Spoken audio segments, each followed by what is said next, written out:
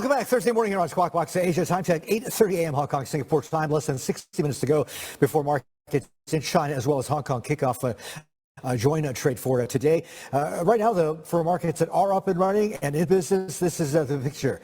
You've got Sydney down close to a fifth of 1%. Korea down 0.2.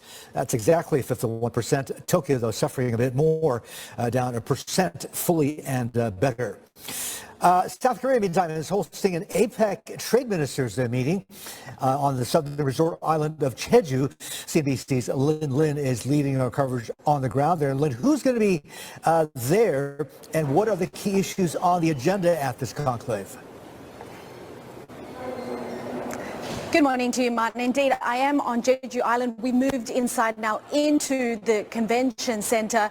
But really, one of the focus areas and key questions will be, given that APEC is an economic forum that is focused on free and open trade, how many of these Asia-Pacific economies are going to be able to navigate and find common ground here? And we will be watching after these 2 days of closed-door talks whether or not there will be a joint statement as well. But often, as is the case for many of these multilateral forums, it's what is happening on the sidelines that catches the headline. The USTR Ambassador Greer, he is in attendance here at this 2-day summit. He said that he will be meeting with the host nation, South Korea's trade minister, tomorrow. And it will be very interesting to see what comes out of that. We will be speaking with the South Korean trade minister tomorrow as well, given, of course, we are in that presidential election cycle. And we heard that Treasury Secretary Besant recently talking about the fact that given the political situation here, that does mean that it will be difficult to come up with sort of any kind of definitive focus points going forward. But we do know that the two countries have said that they wanted some sort of at least a framework of an agreement before the deadline, which is in early July. We're also, of course, watching for China, because we know that China's new trade minister is also here. He attended that Geneva negotiation as well. Will there be a reunion, another meeting here with Ambassador Greer? Marty.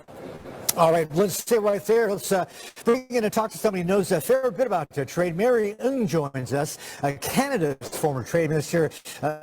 She's live out of Toronto this morning or this evening on her side. Mary, great to see you again. It's been a while, so pleasure having you back on the show and hope you've been well. Listen, it's a sort of a cheeky question, but I want to ask you first off, as a Canadian, right, are you a lot happier now that Mark Carney is in charge and unlike, let's say, Keir Starmer isn't about to invite Donald Trump to Ottawa?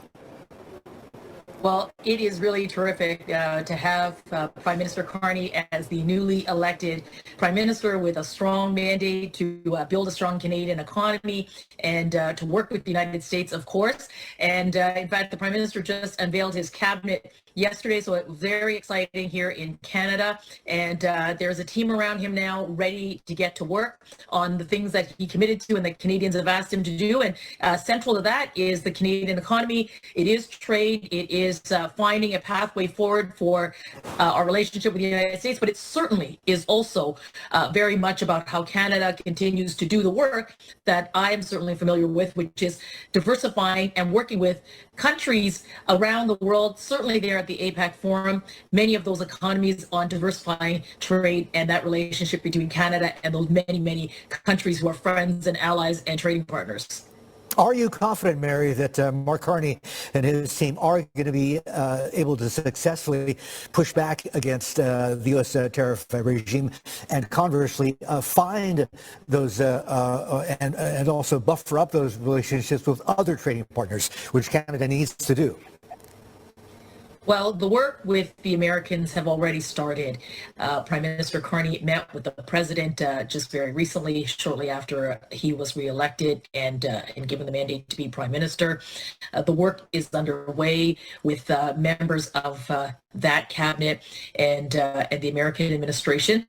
The positive thing that I think that we take away from the meeting that the president and the prime minister had is the reference to the USMCA and CUSMA, which is what we call it here in Canada. It's an agreement that President Trump negotiated the last time he was president. And I think that that does give Canada a good structure for these discussions. But the Prime Minister has also been very clear that Canada's relationship is one where we have to build resilience ourselves.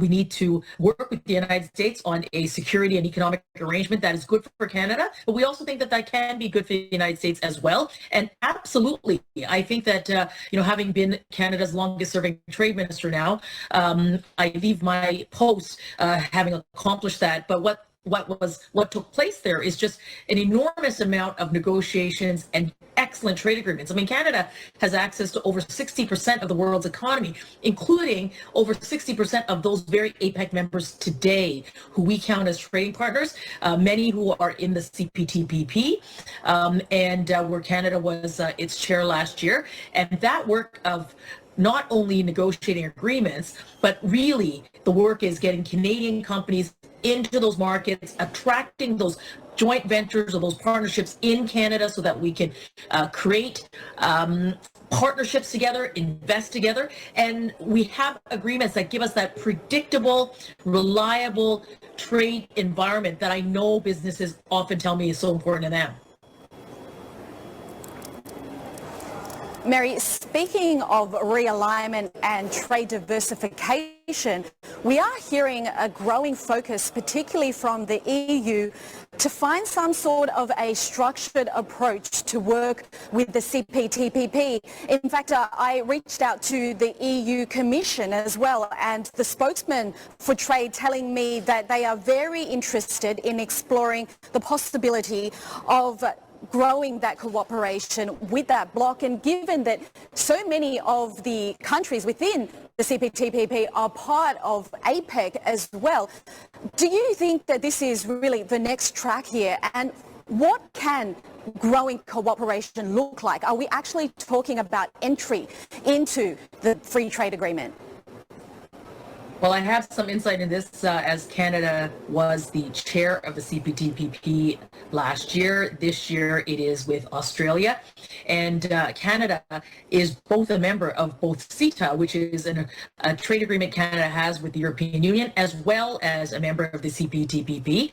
I think today, in the overall global trading environment, what I think companies are really looking for, entrepreneurs are looking for, countries indeed are looking for, they're looking for resilient and reliable partners. They're looking for they're looking for those trade agreements to be the predictable agreements that give their companies in our respective countries and as trading partners that predictability in order to do business with each other, so that if you're counting on a supply chain partner in any one of those trading countries, that you really can count and take to the bank, if you will, on those trading agreements and the terms that you negotiated. So it would not surprise me in the least that those discussions may advance between the European Union and the CPTPP partners. Of course, CPTPP makes decisions on a consensus basis. This year, as I said, Australia is the chair, and no doubt that those conversations that certainly have already started will advance, I suspect, this year. Would such an alignment, though, provide the Trump administration, or provoke, I should say, the Trump administration further, sort of putting them to one side? Because that is certainly one of the criticisms of those two potential blocs coming closer together. Do you see that as being a valid concern? I think that there is a way forward. What I mean by that is, sitting as the Canadian Trade Minister, we are a country of 40 million people, vast geography, but we are the world's 10th largest trading country. So we certainly perform very, very well and rely on trade heavily. And we've often, because of our proximity to the United States, have found a way for Canada to be that partner where if you wanted to get into the North American market, a great entry would be through Canada. I think that these and other issues are the very things that we should talk about constructively and find a way forward, because I think we should be finding those solutions that are winning solutions. Tariffs are not good for anyone. They really are not. And we've got to find a way forward to it. I know Canada certainly is. Certainly trade ministers around the world. I can't imagine that that's not on the top of their agenda in terms of the dialogue here at APEC and at other multilaterals as well, like at the WTO and elsewhere. But I think that all of us owe it to our economies, to our people, to our businesses, to do our level best to create the right conditions and environments so that that predictability is there, so that the rules are there, so the business can count on that and they can plan on that. That's what they look for to governments to do. And Mary, this meeting is coming hot off the heels of the Geneva negotiation between US and China, where we did get that 90-day truce. Do you see this as a full reset or a tactical pause? And do you think this is going to give hope for some of these APEC economies to be able to negotiate their own trade agreements with the United States? Well, I think the United States, we should take them at their word. They said that they are going to enter into these dialogues with the various economies around the world. APEC as a multilateral fora has somewhere in the ballpark of, I think, 20 or 21 economies that are a part of it.